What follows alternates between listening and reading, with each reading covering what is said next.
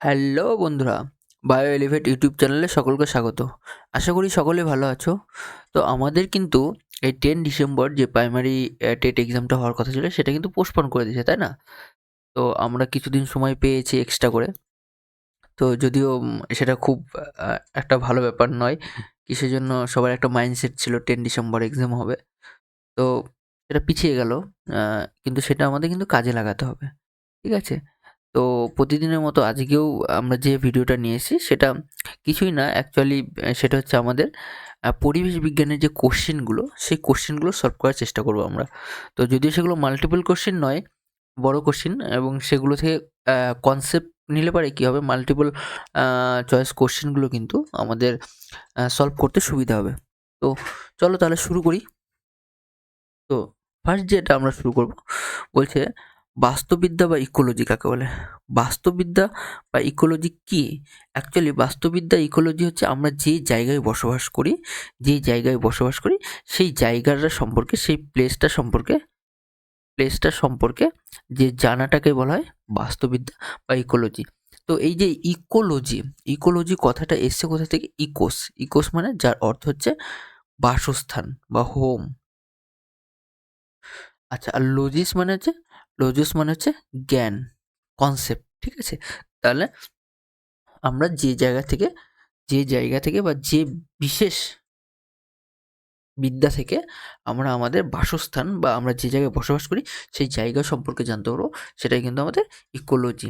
তারপর যদি চলে যাই আমরা পপুলেশন বা জীব সংখ্যা। পপুলেশন দেখবে, পপুলেশন কীরকম হয়, যেমন আমাদের আম গ্রামে বা আমাদের আশেপাশে দেখবে অনেক সময় জনগণনা করতে আসে, তাই তো? তো সেটাই হচ্ছে অ্যাকচুয়ালি পপুলেশন বা জীব সংখ্যা। বলছে কোনো একটা নির্দিষ্ট সময়ে বা কোনো একটা নির্দিষ্ট এরিয়াতে, কোনো একটা নির্দিষ্ট সময়ে বা কোনো একটা নির্দিষ্ট এরিয়াতে যত সংখ্যক লোক বসবাস করে, তাহলে সেইটাকে কিন্তু সেটা কি হতে হবে আমাদের নির্দিষ্ট সময়ে ভৌগোলিক অঞ্চলে যত সংখ্যক লোক বসবাস করে সেটাকে তার কিন্তু কি বলা হবে? পপুলেশন। কিন্তু এখানে কিন্তু কিছু কনসেপ্ট আছে, ঠিক আছে? কীরকম কনসেপ্টগুলো দেখে নিই। তাহলে এইখানে জানা যারা বসবাস করবে, একটা ভৌগোলিক অঞ্চলে যারা বসবাস করবে তারা কিন্তু সেম একটা নির্দিষ্ট প্রজাতি হতে হবে, স্পিসিস সেম স্পিসিস হতে হবে। তাহলে কারা সেম স্পিসিস? যেমন ধরে নাও এই অঞ্চলে এ থাকছে, অনেকগুলো এ থাকছে, আবার বিও থাকছে। তাহলে এ বিকে দুটোকে মিলে কিন্তু আমরা পপুলেশন বলবো না। তাহলে দুটোকে আলাদা আলাদাভাবে ধরতে হবে। এই জায়গাটাতে এইটুকু অঞ্চলে ধরে নাও এ থাকছে, অনেকগুলো এ। আবার এইটুকু অঞ্চলে ধরে নাও বি থাকছে। তাহলে এই জায়গাটুকুতে যতগুলো বি থাকছে, এই বি একটা নির্দিষ্ট প্রজাতি, তাহলে এইটাকে বলা হয় বি এর পপুলেশন, আর এটাকে কি বলা হয়? এর পপুলেশন। তাহলে কি হচ্ছে, কোনো একটা নির্দিষ্ট সময়ে কোনো একটা ভৌগোলিক অঞ্চলে নির্দিষ্ট প্রজাতির যে জীব গোষ্ঠীকে বলা হয় পপুলেশন। চলে আসি জীবমণ্ডল। জীবমণ্ডল কি বলছে? প্রকৃতির যে সমস্ত অঞ্চলে বায়ুমণ্ডল, বায়ুমণ্ডল, অশ্বমণ্ডল, এই তিনটা মণ্ডলের মধ্যে যেখানে জীব বসবাস করতে পারে বা জীবের অস্তিত্ব বা লাইফ পসিবল, জীবন সম্ভব হয়, সেটাকে বলা হয় জীবমণ্ডল। ঠিক আছে? এবার চলে আসি প্ল্যাংটন। প্ল্যাংটন কি? প্ল্যাংটন হচ্ছে জলের ওপরে ভাসমান কিছু মাইক্রোস্কোপিক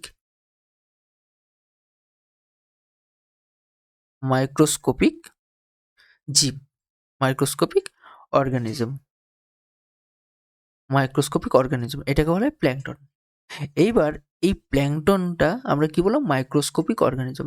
এবার মাইক্রোস্কোপিক তো ২ রকম হয়। একটা হচ্ছে প্ল্যান্ট হয়, আরেকটা হচ্ছে অ্যানিমেল হয়।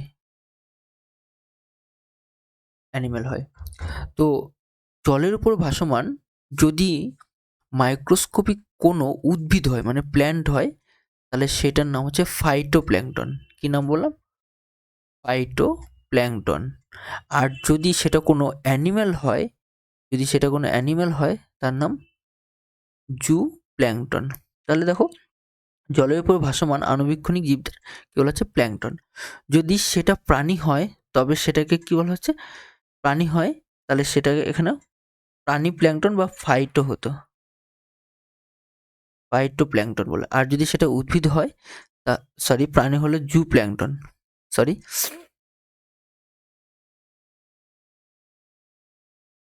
যদি সেটা প্রাণী হয় তার নাম জু প্ল্যাঙ্কটন, আর যদি উদ্ভিদ হয় তার নাম ফাইটো প্ল্যাঙ্কটন। ঠিক আছে, তারপর চলে আসি স্বভোজী জীব কাকে বলে। স্বভোজী তাহলে হচ্ছে যারা নিজের খাবার নিজেরা তৈরি করতে পারে, ঠিক আছে, তাদেরকে বলা হয় স্বভোজী। যেমন প্ল্যান্ট, যাদের শরীরে কি আছে, ক্লোরোফিল আছে, ক্লোরোফিল আছে, যারা নিজের খাবার নিজেরা তৈরি করতে পারে তাদেরকে বলা হয় স্বভোজী। এইবার কথা হচ্ছে যে গাছ কি করে খাবার তৈরি করে।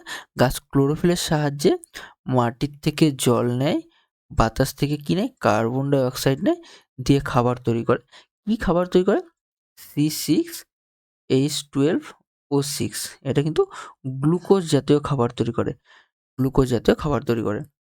আর এই গ্লুকোজের মধ্যে কিন্তু কার্বন থাকবেই থাকবে, গ্লুকোজের মধ্যে কার্বন থাকবেই থাকবে, ঠিক আছে। তো এইটাকেই বলা হয় তাহলে যারা নিজের খাবার নিজেরা তৈরি করতে পারছে তাদেরকে বলা হয় স্বভোজী। এবার যারা স্বভোজী মানে কি বললাম, যারা নিজের খাবার নিজেরা তৈরি করতে পারছে। তো এইবার কেউ কেউ লাইট দিয়ে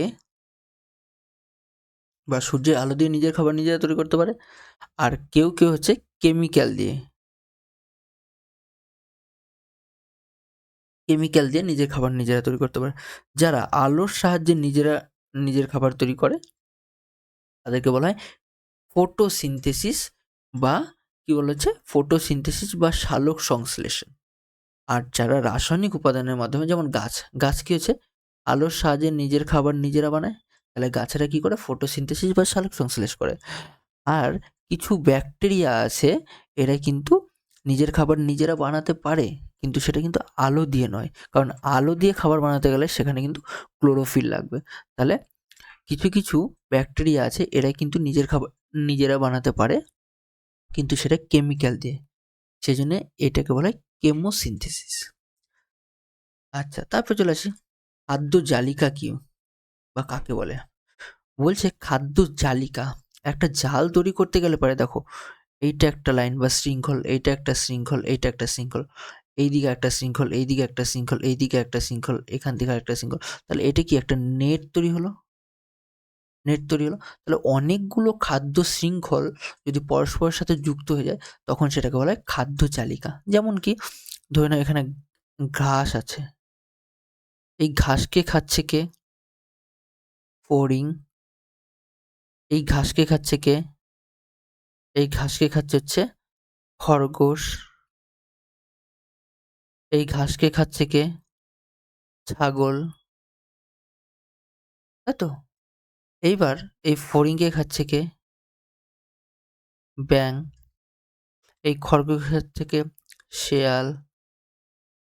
এই ছাগলকে খাচ্ছে কে, শেয়াল, তাই তো।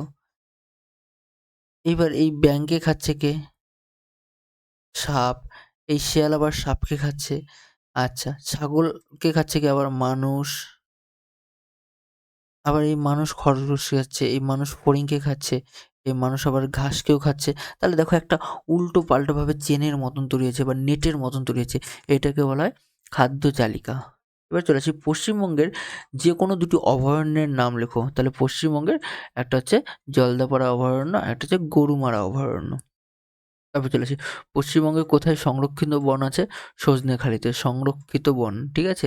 কেন সংরক্ষিত বন বলা হচ্ছে, এখানে কিন্তু গভর্নমেন্ট দ্বারা কন্ট্রোল করা হয় বা প্রোটেক্ট করা হয়, প্রোটেক্ট করা হয়, ঠিক আছে। তারপর চলে আসি খাদক কাকে বলে। খাদক কাকে বলে, খাদক কি, জীবদের খেয়ে নিজেদের শক্তি সংগ্রহ করা করে তাদেরকে খাদক বলে। তাহলে দেখো এইটা হচ্ছে আমাদের ঘাস ছিল, তাহলে এটাকে খাচ্ছে কে, ফড়িং, তাহলে আর ফড়িংকে খাচ্ছে কে, ব্যাঙ। তাহলে খাদক কি জীবদের খেয়ে নিজেদের শক্তি সংগ্রহ করে তাদেরকে খাদক বলে। তাহলে এই যে হচ্ছে খাদক। ঠিক আছে? এগুলো হচ্ছে খাদক। মানে কে কাকে খাচ্ছে, আমি যদি ফড়িংকে কে খাচ্ছে? ব্যাঙ। তাহলে ব্যাঙ হচ্ছে খাদক আর ফড়িং হচ্ছে খাদ্য। এবার ফড়িং কাকে খাচ্ছে? ঘাসকে খাচ্ছে। তাহলে ঘাস হচ্ছে খাদ্য আর ফড়িং হচ্ছে খাদক।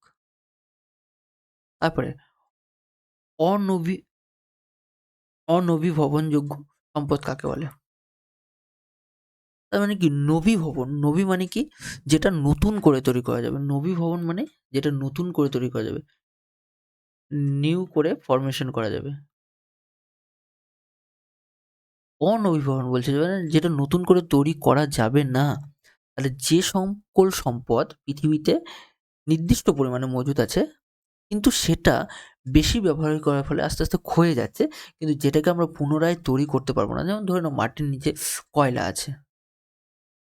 মাটির নিচে কয়লা আছে। এই কয়লা যদি একবার শেষ হয়ে যায় আমরা কি এটাকে তৈরি করতে পারবো? পারব না। তাহলে এটা হচ্ছে অনবীকরণযোগ্য শক্তি বা নবীভবনযোগ্য শক্তি। তারপরে পেট্রোলিয়াম। তাহলে এটাও তো নতুন করে তৈরি করতে পারবো না। তাহলে কিন্তু এটাও অনবীভবন শক্তি, সম্পদ। তাহলে আসি নেক্টন কাকে বলে? জলে বসবাসকারী যে সমস্ত প্রাণী সাঁতার কাটতে পারে তাদেরকে নেক্টন বলে। তাহলে জলের মধ্যে প্ল্যাঙ্কটন কি ছিল? মাইক্রোস্কোপিক। আর নেক্টন হচ্ছে সাঁতার কাটতে পারে, যেমন মাছ। এটা হচ্ছে নেক্টন। বাস্তুতন্ত্রের বৃহত্তম একক কি? বায়োস্ফিয়ার। বায়োস্ফিয়ার হচ্ছে বাস্তুতন্ত্রের বৃহত্তম একক। বায়োস্ফিয়ার মানে কি? অনেকটা বড় এরিয়া যেখানে অনেকগুলো বাস্তুতন্ত্র থাকছে কিন্তু, ঠিক আছে? তারপরে বনভূমি বৃক্ষের সবচেয়ে উপরের আবরণকে। তাহলে যদি আমরা একটা কোনো বনে যাই, তাহলে বনে দেখতে পাবো, এটা যদি বনের নিচের বেস লেয়ার হয়, তাহলে বনের উপরে বড় বড় কিছু গাছ দেখতে পাবো, যেটা বনটাকে পুরো কভার করে আছে। এইবার তার নিচে এর চেয়ে ছোট ছোট কিছু গাছ দেখতে পাবো, এর নিচে এর চেয়ে ছোট ছোট কিছু গাছ দেখতে পাবো, তার নিচে আবার কিছু ছোট ছোট গাছ দেখতে পাবো, যেগুলো আলো কম লাগবে। তাহলে দেখো এই যে উপরের যে লেয়ারটা, সবচেয়ে উঁচুর যে গাছগুলো, তারা কি হচ্ছে? তারা বেশি আলো লাগে, বেশি আলোর দরকার। এরা উপরে একটা লেয়ার তৈরি করে আছে, এদেরকে বলা হয় চাঁদোয়া বা ক্যানোপি। তাহলে কি বলা হয় এদেরকে? ক্যানোপি। বাস্তুতন্ত্রের উদ্ভিদদের কি বলা হয়? কোনো বাস্তুতন্ত্রতে আমরা যখন কোনো উদ্ভিদকে নিয়ে বা উদ্ভিদ প্রজাতিকে নিয়ে আলোচনা করব, তখন সেটা হচ্ছে ফ্লোরা। কিভাবে মনে রাখবে? ফ্লোরা মানে ফ্লাওয়ার থেকে, ফ্লাওয়ার থেকে মনে রাখবে। Flower, Flora. মানে ফ্লাওয়ার কোথায় হয়? উদ্ভিদে। সেজন্য ফ্লোরা হচ্ছে উদ্ভিদকে নিয়ে আলোচনা। আর যদি সেটা প্রাণী হয়, তাহলে হচ্ছে অ্যানিমেল হলে পারে, সেটার নাম হচ্ছে ফনা। ফনা। সাপের কি হয়? ফনা হয়। তাহলে সাপ একটা প্রাণী, এইভাবে মনে রাখা যায়। সরলবর্গীয় বৃক্ষের অপর নাম কি? সরলবর্গীয় বৃক্ষের অপর নাম টেগা। তারপরে পৃথিবীর মোট বনভূমি কত শতাংশ নিরক্ষীয় বনভূমি দ্বারা আবৃত? তাহলে পৃথিবীর মোট বনভূমির 7%, 7% নিরক্ষীয় বনভূমি দ্বারা আবৃত কিন্তু। নিরক্ষীয় বর্ষা বনে বার্ষিক বৃষ্টিপাত।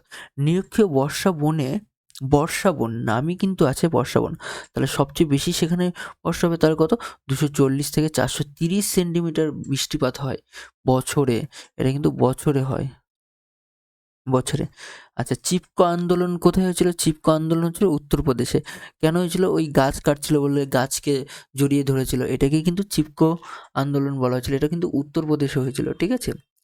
উত্তর আমেরিকার তৃণভূমির নাম কি? এটা কিন্তু মনে রাখবে, উত্তর আমেরিকার তৃণভূমির নাম পেরি তৃণভূমি। বন সংরক্ষণ আইন কবে হয়? বন সংরক্ষণ আইন 1980 সালে হয়। আচ্ছা, এখন যে কোশ্চেনগুলো আসবে সেগুলো কিন্তু খুব ইম্পর্টেন্ট। ভারতবর্ষের ভারতবর্ষে অবলুপ্ত উদ্ভিদ প্রজাতি, তাহলে প্রায় 400 রকমের উদ্ভিদ প্রজাতি কিন্তু অবলুপ্ত হয়ে যাচ্ছে। 450 রকমের উদ্ভিদ প্রজাতি অবলুপ্ত হয়ে যাচ্ছে কিন্তু। আর সেগুলোকে কিন্তু আমাদের কিন্তু বাঁচাতে হবে। আর এই বাঁচানোর জন্য আমরা কিন্তু এক্স সিটু আর একটা হচ্ছে ইন সিটু কনজারভেশন করে থাকি। এখন ভারতবর্ষের অভয়ারণ্যের সংখ্যা কত? 441টি। আচ্ছা, করবেট জাতীয় পার্ক কোথায় অবস্থিত? উত্তরপ্রদেশে। জিম করবেট জাতীয় পার্ক কোথায়? উত্তরপ্রদেশে। পশ্চিমবঙ্গে কোথায় গন্ডার পাওয়া যায়? জলদাপাড়ার অভয়ারণ্যে পাওয়া যায় গন্ডার। তারপর চলে আসি, গ্রেট ইন্ডিয়ান বাস্টার পাখি কোন রাজ্যে দেখা যায়? গুজরাটে। তাহলে গ্রেট ইন্ডিয়ান বাস্টার পাখি গুজরাটে দেখা যায়। ভারতের অবলুপ্তপ্রায় উদ্ভিদের নাম যে বইয়ে, মানে যে বইয়ে ভারতের যে অবলুপ্তপ্রায় উদ্ভিদ বা প্রাণী আছে সেগুলোর নাম লিপিবদ্ধ করা হয় সেটাকে বলা হয় রেড ডাটা বুক, মানে রেড জোনে আছে বলে রেড ডাটা বুক। বন্দিপুর জাতীয় উদ্যান কোন রাজ্যে অবস্থিত? কর্ণাটকা। ঠিক আছে। ভারতবর্ষের বৃহত্তম পক্ষী অভয়ারণ্য কোথায়? ঘানা। তাহলে এটা মনে রাখবে, পক্ষী অরণ্য ঘানা, যেটা কোথায় আছে? রাজস্থানে আছে। ভারতে কোথায় সিংহ দেখতে পাওয়া যায়? গুজরাটের গির অরণ্যে। এখানে কিন্তু সিংহ সংরক্ষণ কেন্দ্র গড়ে তোলা হয়েছে। তারপর চলে আসি, ভারতবর্ষে কোথায় গন্ডার পাওয়া যায়? অসমের কাজিরাঙ্গা অরণ্যে গন্ডার পাওয়া যায়। পশ্চিমবঙ্গের নদিয়া জেলায় একটা অভয়ারণ্য বেথুয়ারহরি। নদিয়া জেলায় আছে বেথুয়ারহরি অভয়ারণ্য। পশ্চিমবঙ্গে বায়োস্ফিয়ার রিজার্ভ সুন্দরবন, আর এখানে কিন্তু সুন্দরী গাছ পাওয়া যায়। সুন্দরী গাছ পাওয়া যায়। আর এই সুন্দরী গাছে কি দেখা যায়? শ্বাস মূল দেখা যায়। তারপর চলে আসি, 1975 সালে আন্তর্জাতিক রামসার কনজারভেশন অনুষ্ঠিত হয়েছিল কিসের জন্য? আর রামসার সাইট যখন বলা হয় তখন সেটাকে মনে রাখবে ওয়েটল্যান্ড। ওয়েটল্যান্ড, ওয়েটল্যান্ড মানে কি? জলাভূমি। জলাভূমি, তাহলে জলাভূমি 1975 সালে যে রামসার কনজারভেশন অনুষ্ঠিত হয়েছে, তার মানে কি? সেখানে হচ্ছে জলাভূমি সংরক্ষণ। আমরা বর্তমানে কি বিভিন্ন জলাভূমিকে বুঝিয়ে বাড়ি ঘর এগুলো তৈরি করছি, তাই তো? সেই জলাভূমিকে সংরক্ষণের জন্য কিন্তু এই রামসার কনজারভেশন অনুষ্ঠিত হয়েছিল। ইকোলজি, ইকোলজি শব্দটি প্রথম কে প্রদান করেন? Ernest Haeckel. ইকোসিস্টেম শব্দটিকে ট্রান্সলেট, দুটো কিন্তু আলাদা, একটা হচ্ছে ইকোলজি, একটা হচ্ছে ইকোসিস্টেম। তারপর চলে আসি, সাভানা কি? সাভানা হচ্ছে নিরক্ষীয় অঞ্চলের তৃণভূমি। পরাশ্রয়ী অর্কিড উদ্ভিদ দেখা যায় কোথায়? নিরক্ষীয় বর্ষা বনে। ইকোটোন কাকে বলে? ইকোটোন কাকে বলে? ধরে নাও এইটা একটা পুকুর, তাহলে এই পুকুরের মধ্যে এক রকমের পরিবেশ, সেখানে হচ্ছে জলজ প্রাণীরা, জলজ উদ্ভিদরা থাকবে, আর এটা হচ্ছে পুকুরের পাশে স্থলভাগ। তাহলে এখানে এখানে এক রকমের উদ্ভিদ বা প্রাণীরা থাকবে। এই যে দুটোর মিলনস্থল এই জায়গাটা, তাহলে এখানে উভয়চরেরা থাকবে, যারা জলেও থাকতে পারে বা স্থলে থাকতে পারে। এই জায়গাটাকে বলা হয় ইকোটোন। আর এখানে সবচেয়ে বেশি ডাইভার্সিটি, মানে সবচেয়ে বেশি রকমের উদ্ভিদ বা প্রাণী দেখা যায়। আর এই জায়গাটাকে বলা হয় এজ ইফেক্ট। এজ ইফেক্ট, এই জায়গাটাকে বলা হয় এজ ইফেক্ট, মানে সবচেয়ে বেশি ধরনের উদ্ভিদ বা প্রাণী থাকে বলে এজ ইফেক্ট বলা হয়। দুটি বাস্তুতন্ত্রের মিলন। আচ্ছা, সাইলেন্ট ভ্যালি কোথায় অবস্থিত? কেরলে অবস্থিত সাইলেন্ট ভ্যালি। ভারতবর্ষের কোথায় একশৃঙ্গি গন্ডার পাওয়া যায়? আসামের কাজিরাঙ্গায়। ভারতের বৃহত্তম প্রক্রিয়ালয় কোথায় আছে? ভরতপুর। ঠিক আছে, রাজস্থানের ভরতপুরে। খাদ্য শৃঙ্খল কাকে বলে? দেখো, খাদ্য শৃঙ্খল কি? এইটা ধরো ঘাস, ঘাসকে খাচ্ছে ফড়িং, ফড়িংকে খাচ্ছে ব্যাঙ, ব্যাঙকে খাচ্ছে সাপ, সাপকে খাচ্ছে বাজ পাখি। তাহলে এই যে শৃঙ্খল, একজন আরেকজনকে খাচ্ছে, ঠিক আছে, এটাকে বলা হয় খাদ্য শৃঙ্খল। ঠিক আছে, খাদ্য শৃঙ্খল কয় প্রকার? খাদ্য শৃঙ্খল দুই প্রকার, গ্রেজিং খাদ্য শৃঙ্খল ও ডেট্রাস খাদ্য শৃঙ্খল। গ্রেজিং খাদ্য শৃঙ্খল কি? যে উৎপাদক স্তর থেকে শক্তি ধাপে ধাপে তৃণভোজী। দেখো, ঘাসকে কে খেলো? ফড়িং। তাহলে উৎপাদক কে ছিল? উৎপাদক, উৎপাদক ছিল ঘাস, ঘাসকে কে খেলো? ফড়িং। ফড়িং হচ্ছে তৃণভোজী, তৃণভোজী, তাই তো? তাহলে ফড়িংকে খেলো, ফড়িংকে খেলো ব্যাঙ, ব্যাঙ হচ্ছে মাংসাশী, তাই তো? তাহলে তৃণভোজী, মাংসাশী, এইভাবে একে একের পর যাচ্ছে। ঠিক আছে, এটাকে বলে গ্রেজিং খাদ্য শৃঙ্খল। আর ডেট্রিটাস খাদ্য শৃঙ্খল কি? যে খাদ্য শৃঙ্খল বিয়োজক স্তর থেকে ধাপে ধাপে যায়। যেমন কোথায় একটা পাতা পড়লো, এবার পাতাটা আস্তে আস্তে পচবে, তাই তো? পচার সময় কি হচ্ছে? কিছু ক্ষুদ্র ক্ষুদ্র জলজ প্রাণী জলজ প্রাণী এসে ভেঙে দিল। এবার জলজ প্রাণী এসে ভেঙে দিলে পারে সেই ক্ষুদ্র ক্ষুদ্র কণাগুলোকে কে খেলো? ছোট মাছ, ছোট মাছকে কে খেলো? বড় মাছ। এটাকে বলে ডেট্রিটাস খাদ্য শৃঙ্খল। ডেট্রিভোর খাদ্য শৃঙ্খল কি? ডেট্রিভোর খাদ্য শৃঙ্খল হচ্ছে হচ্ছে আংশিকভাবে বিয়োজিত, যে সমস্ত পদার্থকে ছোট ছোট খাদ্য হিসেবে ব্যবহার করে সেগুলো হচ্ছে ডেট্রিভোর। যেমন কেঁচো, যেমন একটা পাতা পড়লো, পাতাকে ডেট্রিটাস খাদ্য শৃঙ্খলের মাধ্যমে ছোট ছোট টুকরো হয়ে গেল, টুকরো হয়ে গেল। এবার এই ছোট্ট শৃঙ্খলগুলোকে, মানে এই টুকরোগুলোকে কে খাচ্ছে? এই টুকরোগুলোকে খাবে কেঁচো, কেঁচো, উইপোকা, উইপোকা। এরা হচ্ছে ডেট্রিভোর। তাহলে কেঁচো উইপোকা এরা হচ্ছে ডেট্রিভোর। এরা সরাসরি ওই ছোট ছোট বা বিয়োজিত অংশগুলিকে, জৈব পদার্থগুলিকে খায়। তবে শক্তি প্রবাহ কাকে বলে? শক্তি প্রবাহ কি? দেখো, এটা ছিল উৎপাদক বা ঘাস, এটাকে খেয়ে খেলো। ফড়িং, ফড়িংকে খেয়ে খেলো। ব্যাং, ব্যাংকে খেলো। সাপ, সাপকে খেলো। বাজ পাখি। তাহলে দেখো, ফার্স্ট শক্তিটা কার কাছে ছিল? সূর্যের আলো থেকে শক্তিটা ছিল উৎপাদকের কাছে। উৎপাদকের কাছ থেকে শক্তিটা গেল কার কাছে? ফড়িংয়ের কাছে। ফড়িংয়ের কাছ থেকে ব্যাঙের কাছে। ব্যাঙের কাছ থেকে সাপের কাছে। সাপের কাছ থেকে বাজ পাখির কাছে। এই যে এই একটা স্তর থেকে শক্তি আর একটা স্তরে যাচ্ছে, এটা কিন্তু শক্তি প্রবাহ। মনে রাখবে, শক্তি প্রবাহ একমুখী। একমুখী শক্তি কিন্তু দেখো, বাজ পাখির থেকে সাপের কাছে আসতে পারবে না, বা সাপের কাছ থেকে কিন্তু ব্যাঙের কাছে উল্টো দিকে আসতে পারবে না, কিন্তু একদিকেই যাচ্ছে। সেই জন্য শক্তি প্রবাহ একমুখী। পরজীবী খাদ্য শৃঙ্খল কাকে বলে? যে খাদ্য শৃঙ্খলের খাদ্যকের মধ্যে বৃহৎ প্রাণী থেকে শুরু করে পরজীবী। যেমন কুকুর, কুকুরের বডিতে কি থাকে? কৃমি। তাহলে দেখো, কুকুরের কাছ থেকে শক্তি সংগ্রহ করছে কে? কৃমি। তাহলে এটা পরজীবী খাদ্য শৃঙ্খল।